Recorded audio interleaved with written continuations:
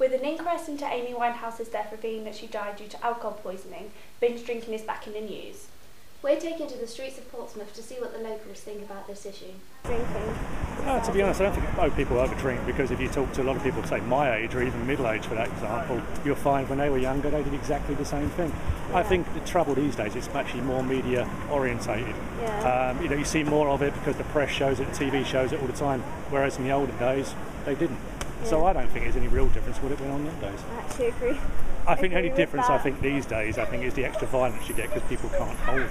Yeah. That's really. So do you think students get a bad press with it? For example, like in The Sun last week, there was a whole article on carnage and saying... I do think that students get a bad press, and my view is you go to people in power these days, they're exactly the same, except it's behind closed doors, so yeah. no real difference.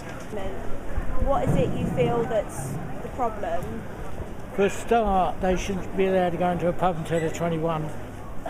They're too young going in at 18, 17 and things like this. So you feel that America, with their legal drinking age at 21, has a better idea than Britain does?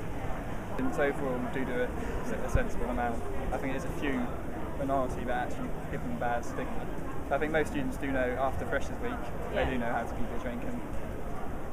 Do you think that they're portrayed unfairly in the media in regards to drinking? I think there's a problem, but I think they are portrayed worse than they actually are. It also depends on the area in which university. No, I think it's been mentioned on a number of occasions that it's not good, so I guess at the end of the day it's their decision. So. Okay. It seems like the public are divided on this issue. However, the general consensus seems to be it's up to each individual to make their own decision and ultimately know their limits.